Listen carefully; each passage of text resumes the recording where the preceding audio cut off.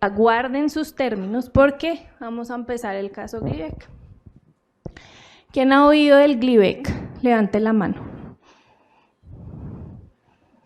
Uno, poquitos, listo.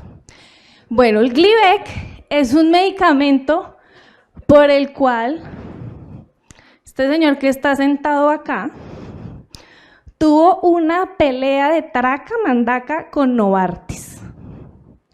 Una pelea de talla mundial. Y en parte, respondiendo a la pregunta, creo que esa pelea que él dio y que dimos los que lo acompañamos es porque no nos resignamos. No nos resignamos a que existan inequidades. Y en parte quería darles el mensaje que en este curso, para que sigan viniendo y poniendo atención, vamos a estudiar algunos casos en los que se ve que es posible innovar e investigar de una manera distinta. Bueno, entonces el Glivec es un medicamento patentado por Novartis para la leucemia mieloide crónica. Realmente el Glivec partió en dos la historia de la enfermedad, de pasar de pacientes que tenían una sobrevida de 1 o 2 años después del diagnóstico y solamente el 30 o 40%, a pacientes que viven su vida normal por años y se van a morir de otra cosa, o de pronto de eso, pero hasta ahora los que van siguen viviendo y pueden hacer su vida normal. Lo que les voy a contar antes de todas las peleas es un poquito cómo surgió el Glivec. Tal vez lo primero, y es importante para que reflexionemos sobre las verdades, es que esto no empezó el día que Novartis dijo, eureka, voy a hacer el Glivec. El imatinib, de hecho, que es el principio activo. El Glivec es la marca. El principio activo se llama imatinib. Sino que empezó muchísimos años atrás. Hay un paper chévere que se los voy a dejar, donde está, es bastante científico, toda la historia larga de la vida del imatinib. La leucemia mieloide se descubrió en 1845 y solamente por allá en los años 50 se empezó a pensar que tal vez el cáncer en general tenía que ver con problemas genéticos, con algo que pasaba en los genes. En los años 60 ya se descubrió el cromosoma que está mutado, que produce la leucemia mieloide. Y por allá, para los años 80, ya había una claridad de que hay unas enzimas en el cuerpo, que se llaman las tirosinas quinasas, que son las que prenden y apagan las células. Les prenden y dicen, señor célula, la voy a prender, ejerza su función celular, y luego la voy a apagar, no la ejerza más. Se sabía, ya para esa época, que había una falla, a veces, en la tirosina quinasa, la célula se quedaba prendida, se empezaba a crecer, y eso producía los tumores, ¿cierto? Entonces, con todo ese conocimiento que no lo produjo Novartis, ni lo produjo una sola persona, porque como ven son años y años de conocimiento, empezaron a decir, hey, tal vez, ¿por qué no investigamos en unas sustancias que inhiban la tirosina quinasa, que la pare, la controle?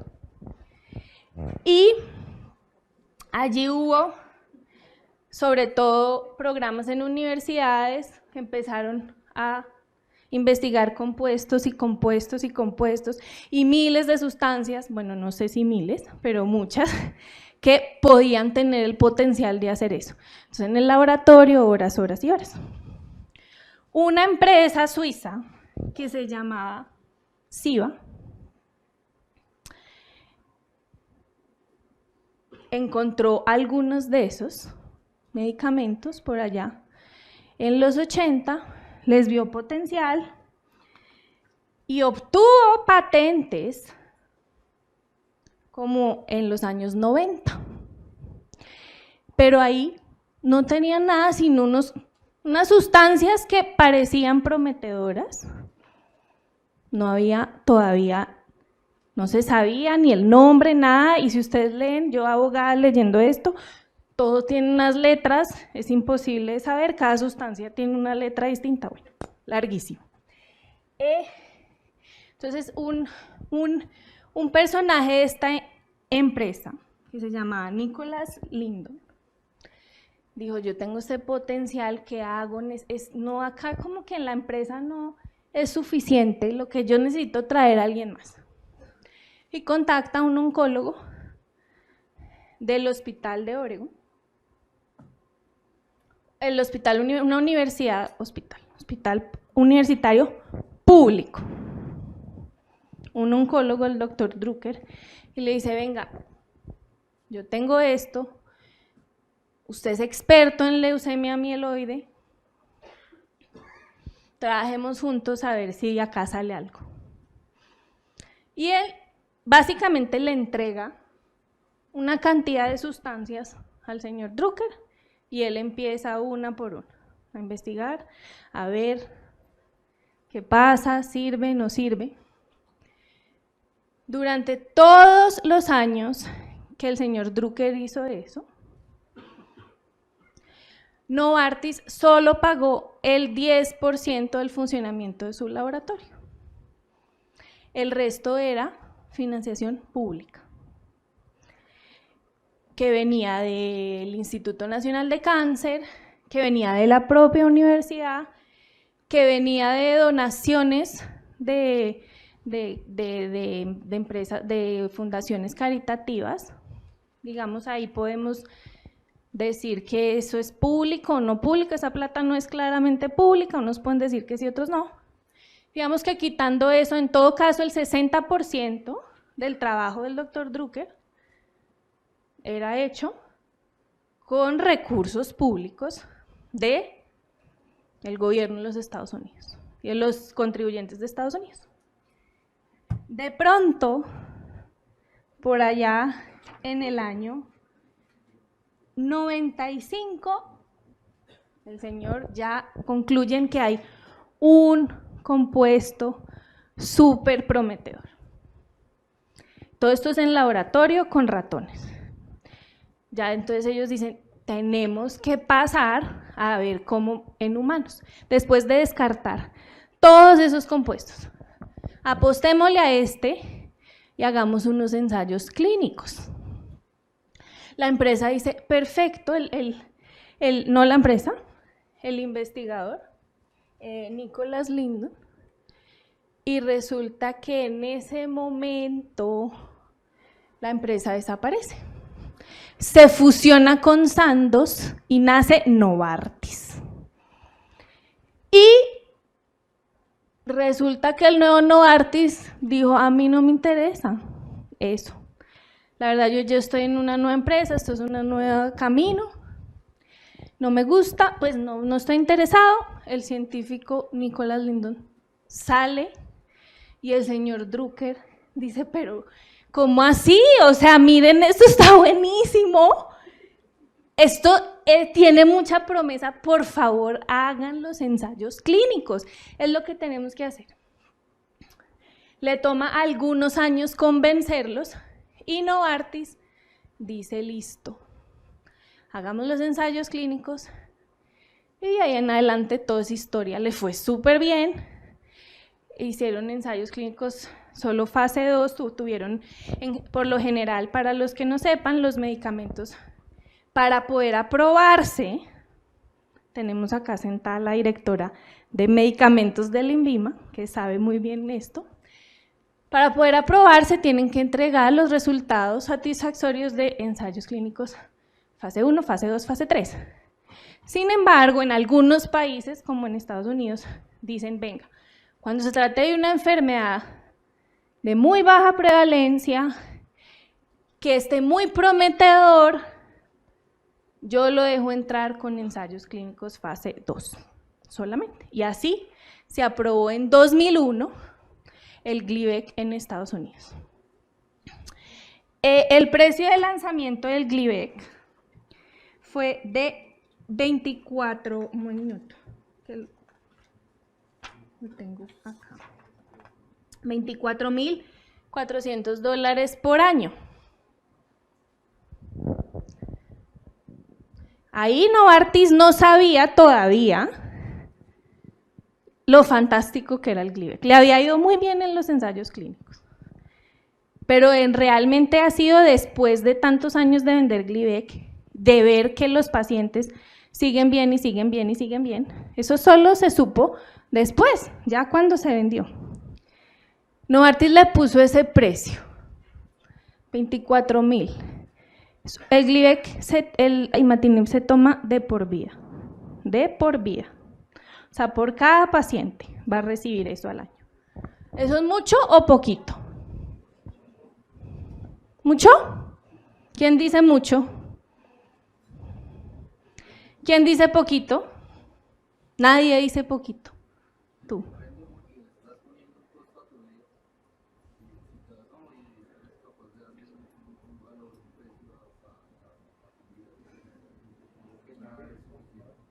Listo, nada es suficiente.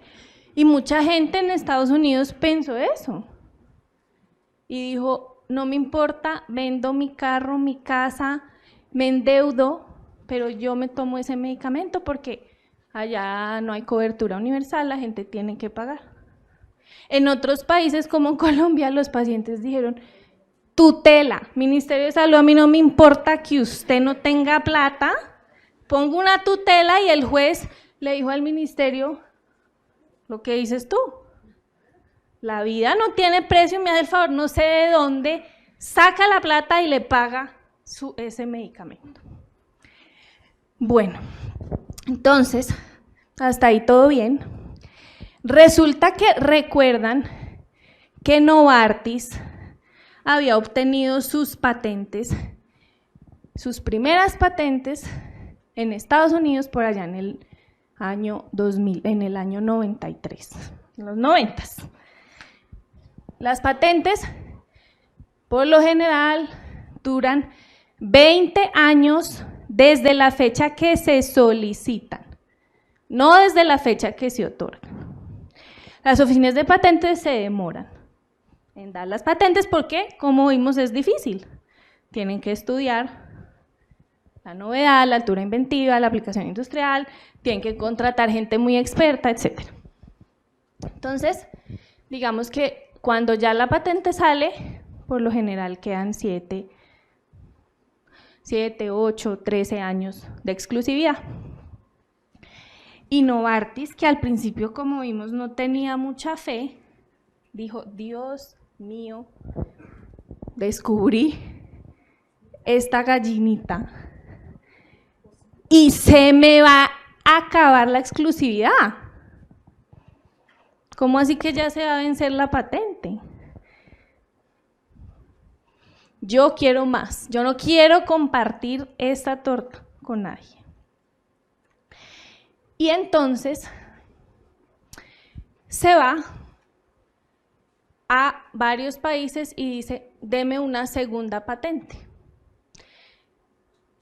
¿Se puede dar una segunda patente sobre lo mismo dado que el primer requisito es novedad? No. Novartis dice, no, pero es que mire, resulta que el que yo había patentado antes era un polimorfo alfa. ¿Acá hay algún farmacéutico? Levanten las manos, farmacéuticos. Muchos. Listo.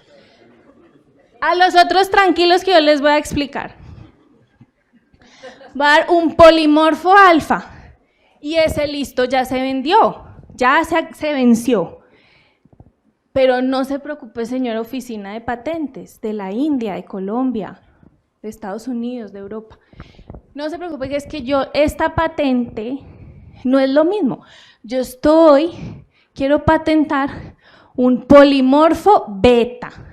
Es un polimorfo que es más estable, tiene más biodisponibilidad, o sea, está en la sangre mejor, más estable a la temperatura. Esto es una gran invención, este polimorfo beta, me merezco mi patente.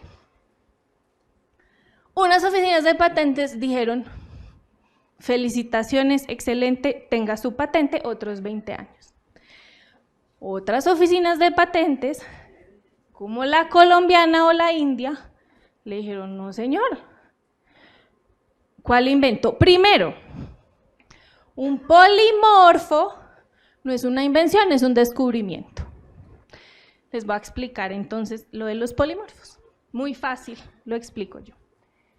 Ustedes han visto en Navidad que hay como unos, acá que no tenemos nieve, pero igual nos venden los adornos como si hubiera nieve, unos como unas estrellitas, que son unos cristalitos.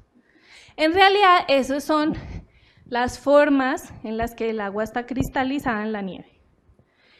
Y ustedes ven que cada cristal es distinto. Eso, un cristal es agua y el otro no. No, los dos son agua. Lo mismo es el polimorfo, lo mismo.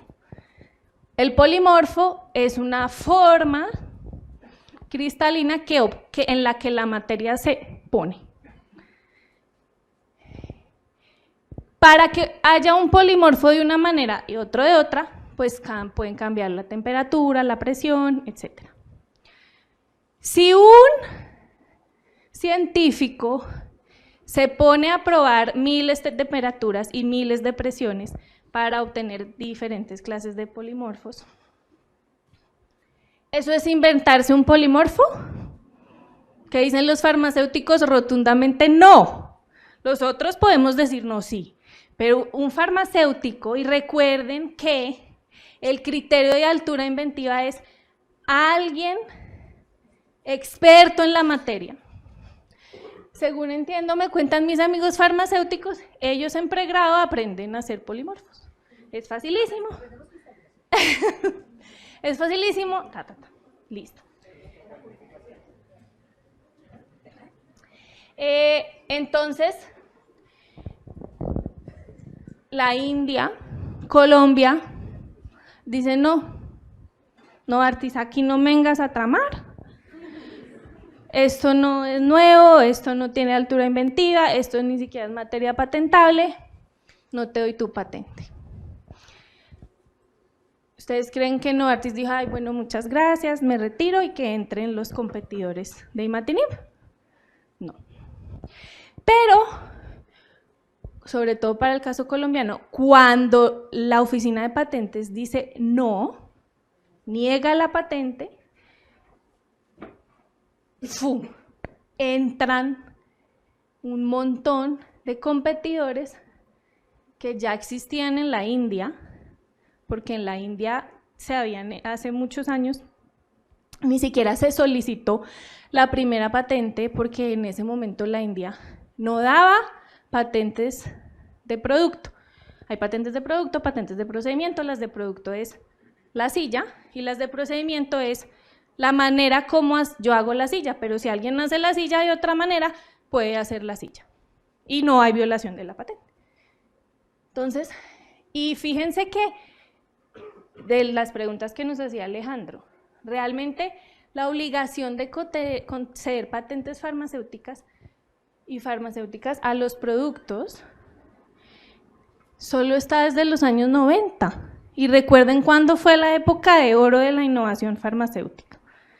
Entonces, ¿son esenciales para la innovación las patentes o no? Bueno,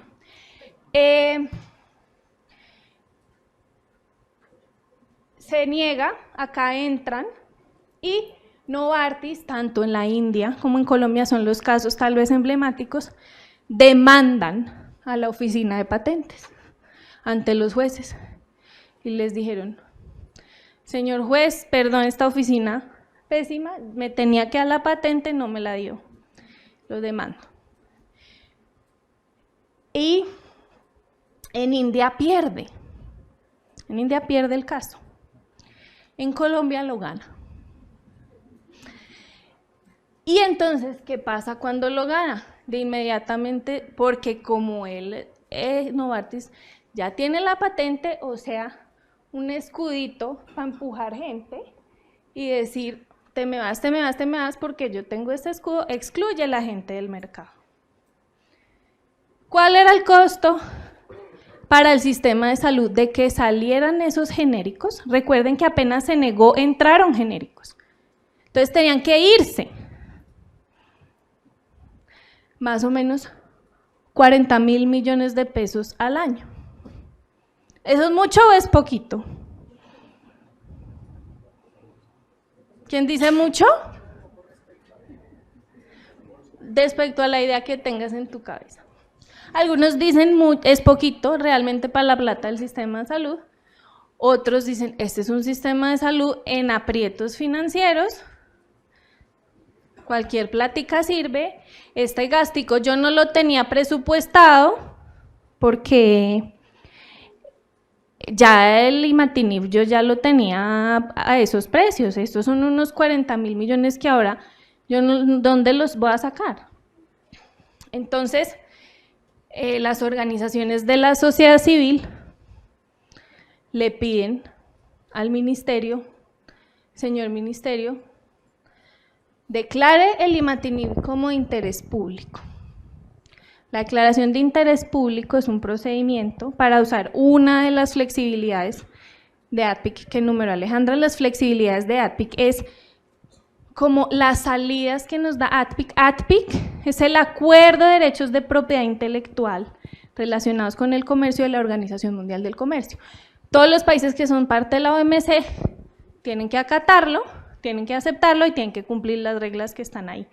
Pero ADPIC dice no, lo de las patentes, y así fue como se vendió ADPIC. Si ustedes ven la historia de ADPIC, ADPIC es producto del lobby farmacéutico y de Hollywood, Disney.